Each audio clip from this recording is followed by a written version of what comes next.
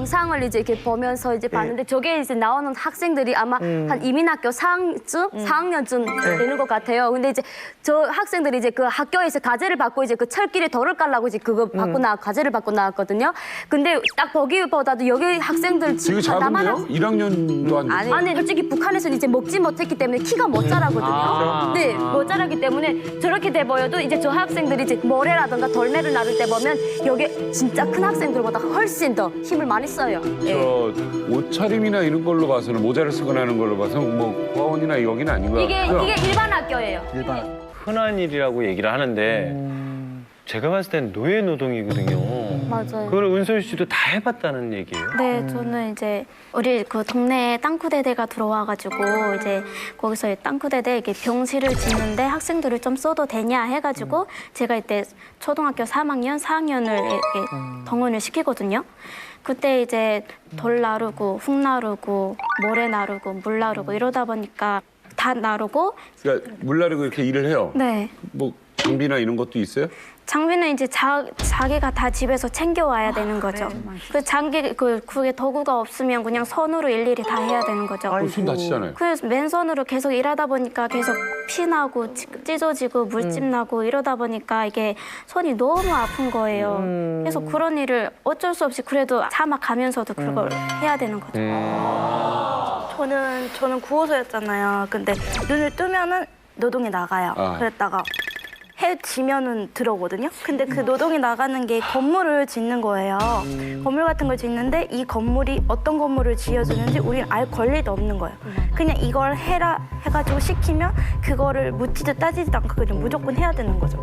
그렇게 하루 종일 무거운 거 들고 막 그러는데 고작 주는 거는 하루 종일 일했는데 돼지밥 하나예요. 근데 그 돼지밥이 되게 요만한데 그게 쌀알도 아니에요.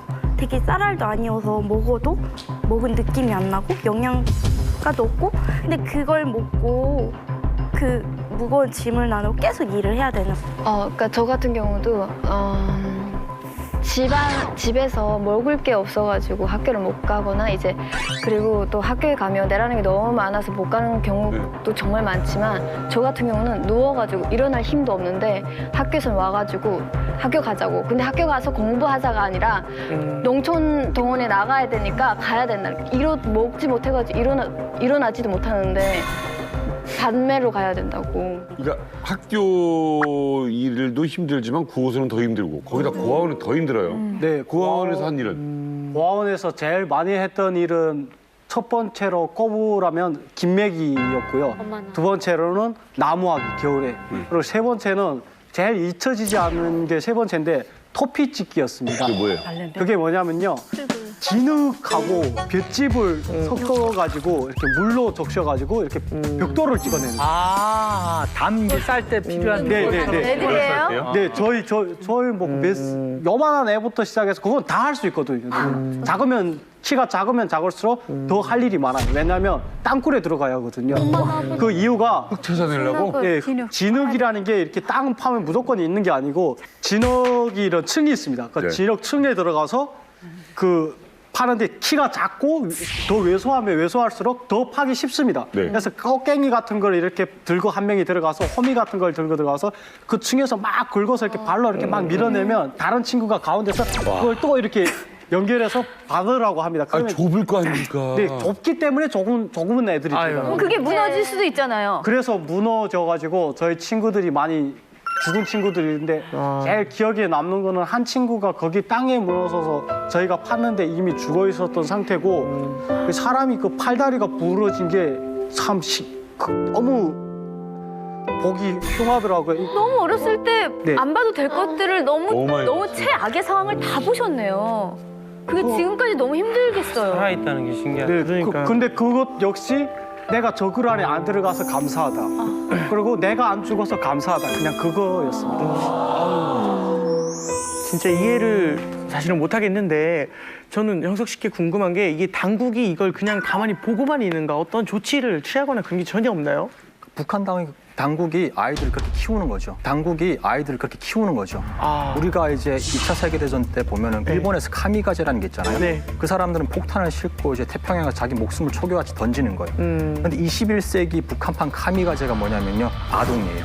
아동들이 일을 할 때 어떤 구호가 있냐면요. 당중앙위원회를 목숨으로 사수하는 총과 폭탄이 되자 이런 구호가 있어요. 미쳤어. 그러니까 자기 목숨을 버려가지고 나라를 위해서 이제 목숨을 던지는 거죠. 그리고 네. 또 한 가지 뭐냐면요. 이게 애들이 공사판에 나가서 다치잖아요. 그러면은 응급처치가 없어요. 그럼 선생님이 뭐라고 하냐면요. 자, 길거리에 그 풀밭에 가서 5가지 종류의 다른 풀을 뜯어와라 이래요. 그럼 5가지 종류의 풀을 뜯어와서 그거를 돌로 으깨요. 그리고 피나는 곳에 그걸 이렇게 발라요. 그걸 이렇게 잡고 있는 거죠. 그러면 예, 피가 또 멈춰요. 들으면 들을수록 네. 정말 북한 아동 인권 실태가 정말 화가 납니다. 뭐 화가 난다고밖에 표현이 안 되는데 이번에는 탈북미녀들이 어릴 때 직접 겪은 충격적인 증언들 한번 들어볼 텐데요. 함께 보시죠. 나는 12살 때 꽃제비 예술단에 끌려갔다. 아니 북한 뭐 예술단 얘기 많이 들어봤는데 꽃제비 예술단이라뇨? 정사람 씨. 예. 씨가 북한에 12살 때 9.27 상무 같은 게 있어서 갔는데 어떤 여자가 한 명이 와서 네. 애들을 다 봐요. 이렇게 자세히 보더니 한 명 한 명 지정을 해요. 그래서 나보고 자기가 모성 영웅이래요. 모성 영웅이라서 자기 집에 가면 뭐 자기가 엄마가 돼줄 테니까 뭐 좋은 옷도 주고 좋은 집에서 너 같은 입양하는 거구나. 네, 입양을 해서 너 같은 애들이 뭐 되게 많으니까 군대도 보내주고 뭐 악기도 가르쳐주고 뭐를 다 해준대요. 그러니까 너무 천사 같은 그런. 그렇죠. 그러니까 나는 엄마가 없으니까 너무 그렇게 마음에 와닿고 그 여자가 너무 좋아 보이는 거예요. 그래서 바로 따라간다고 했죠. 그러니까 그 여자가 거기서 한 여러 명을 데리고 그 집에 가더라고요. 근데 집에 가니까 집이 개인 집인데 약간 사각형으로 돼 있는 거예요, 집이. 애들 많으니까 집이 그렇게 생겼나 보다 했는데 들어가자마자 원래 자물쇠라는 건 밖에서 잠그잖아요. 대문 안에서 잠그는 거예요. 뭐야. 아니, 뭐 이상하다는 생각이 들어서 갔는데 장구 같은 북을 주면서 이렇게 장단 같은 걸 배워주더라고요. 그걸 계속 하래요. 보니까 좀 어린 애들은 이런 연습을 시켜서 군인들이라던가 이런 단체 같은데 위문 공연을 가요. 근데 애들이 아무것도 모르는 애들을 한 3개월 동안 모든 걸 다 해야 돼요. 막 앉아 하루에 2시간 자고 북, 만담, 노래, 뭐 춤 다 시키거든요. 못하면은 북채로 그냥 그 여자가 때리는 게 아니라 거기 있는 애들 모두 때리게 만들어요. 서로. 그래서 거기서 만약 봐주거나 좀 때리기 싫어하면은 너도 동료한테 너도 하기 싫어서 얘랑 같은 편이야 이러고 걔까지 맞게 하는 거예요. 그리고 막 뒤에서 그 엄마가 너무 무섭다 이런 얘기 하는 언니가 있었어요. 그러니까 그 언니를 염소우리가 있는데 이렇게 팔을 이렇게 묶어서 하루 종일 다람에 놓더라고요. 저 깜짝 놀랐거든요. 다람에 놓으면 피가 안 통해서 이렇게 다 부어요. 예. 여기서부터 까맣게 됐는데 큰일 나죠. 잘못했다고 기어다니더라고요. 그래서 무서워서 그 엄마만 집에 들어오면 입만 쳐다봐요. 뭐라고 말할까 하고 그래서 막 죽기 살기로 그걸 하는 거예요. 알고 보니까 계속 도망갈까 봐 안으로 자물쇠를 채우고 보초를 세워요. 애들이 못 도망가게. 뭐 물을 길러 가거나 밖에 나갈 때는 3인 1조라던가 2인 1조로 보내요. 그러니까 서로 감시해서 못 도망가게 하는 거예요. 집에서. 공연단을 만든다는 게 그러니까 애들을 그냥 맞아요. 갈취하듯이 해서 그런 그래서 공연단을 그 여자는 만드는구나. 군대를 보내고 이렇게 나라에 보여주고 비춰지는 거는 막 나라를 위해서 헌신하는 그런 어머니 상이니까 나라에서 영웅 칭호를 받고 오성. 위대한 영장을 모시어라는 기록 영화도 찍었어요. 오늘 얘기를 들으면서요 계속 제 아이의 얼굴이 똑같이 말씀하는데 떠올라가지고 충격과 분노가 굉장히 많이 올라왔었거든요. 근데 저는 사랑 씨가 거기에서 얼마나 오래 계셨는지 그게 궁금하거든요. 어느 정도 있었습니까? 저는 거의 1년을 있었는데 이게 웃기는 게 뭐냐면 가면 제가 사랑이면 사랑이로 안 불러요. 이름을 바꿔줘요.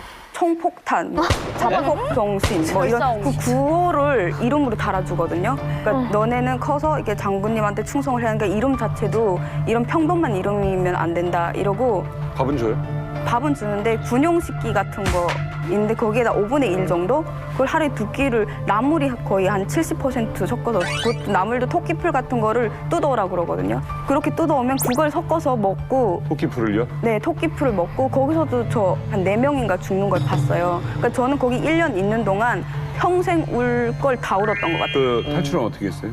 그러니까 물 길러 가면 3일 1조로 가는데 그 물 깃는 사이에 저 어두웠으니까 잠깐 엉거주춤하다가 진짜 죽을 힘을 다해서 5km를 진짜 마라톤을 하듯이 뛰었거든요.